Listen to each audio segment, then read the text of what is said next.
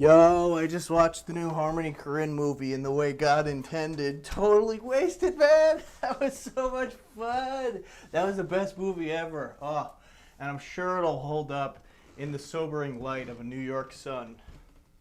Today's movie is Aggro Dr1ft.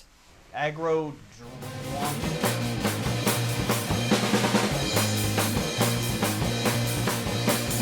Oh, my aching life.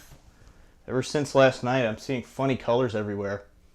Anyway, today's review is of the movie by Harmony Korine, Aggro Drift, a film shot entirely in infrared. Very loyal fans of this channel might remember one of my first reviews was of his feature debut, Gummo. And that old video is accurate. It was actually back when my body was in low resolution and the wrong aspect ratio. And what's this little scamp of ours, Harmony Korine, up to this time? Well, the plot follows an assassin with a penchant for egregious voiceovers. He's on his way to do one last hit job on some crazy demon guy, although he himself is able to seemingly conjure up this demonic character himself. And he wants to get out of the business and retire because he has a nice, loving family. That's it for the plot. Korine has stated in the past that his style of filmmaking is usually to just set up some scenarios, create a chaotic environment, and encourage improvisation as he captures what happens in a quasi-documentary way. And while that is one way to make a movie, it does make its weaknesses stand out with a lot of definition. You know, this is clearly improvised and messing around, especially since there's no writer credited. And for the record, I think when Harmony actually tries and has a somewhat more conventional style, he really excels. I liked Mr. Lonely, and especially Julian Donkey Boy I think is by far his most sophisticated work and my favorite, because there's actual fleshed out characters. There's good actors. Let me just give you my first thoughts about this movie. I liked it a lot more than I thought I would, and it was very nice to look at. Mileage will vary in terms of the whole infrared aesthetic. I thought I would get tired of it or it would just make my eyes hurt after 20 minutes, but it was one of the things that was kind of keeping this movie afloat for me for a long time. There's some really cool graphics that come in and out at different times, you know, like these superimposed demon characters, as I was mentioning before. Those are really cool. Taking a movie on tour, saying that its kind of best use is having it play in the background, saying that it's inspired by video game cutscenes and having that similar stiffness, and above all, calling it a non-movie, all kind of set the bar pretty low for me. And trust me, this movie is dumb. Really, really dumb.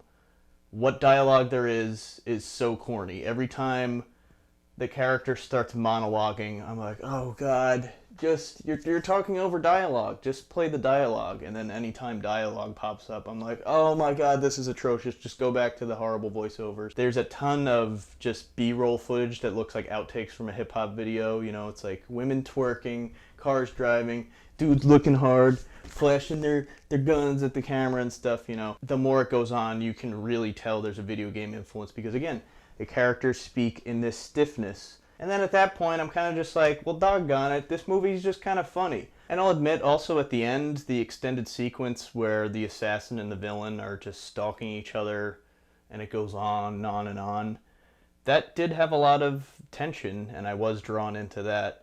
I just wish sometimes that Korine would just not rely on his most crass tendencies, you know, I'm just like, just try a little harder. Korine's press tours involved him wearing some weird demon head helmet thing and diverting questions like his old self.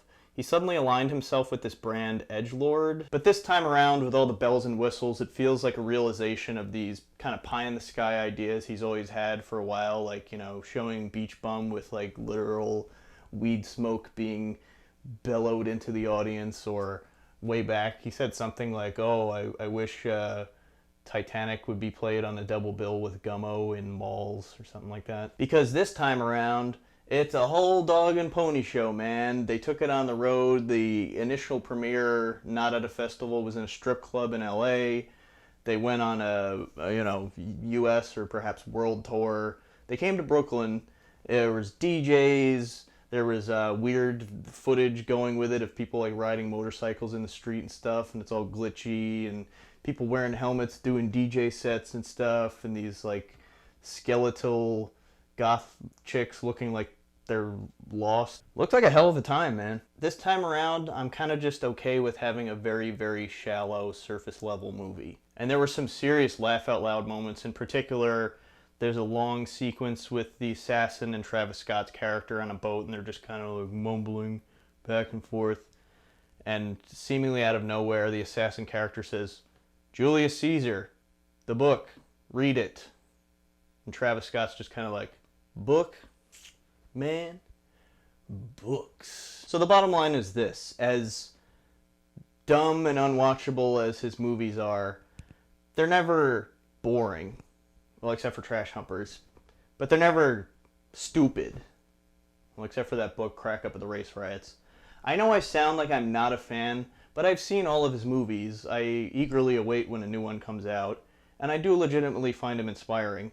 I wish he would get out of his own way a little bit and maybe spread his wings and do something a little bit more mature after all these years. But you know, that's cool. That's what he wants to make. And he is an inspiring guy. You know, there's some quotes from the movie Beautiful Losers in particular that I really resonated with. I mean, the reason I made movies is because no one else was showing me the types of things I wanted to see.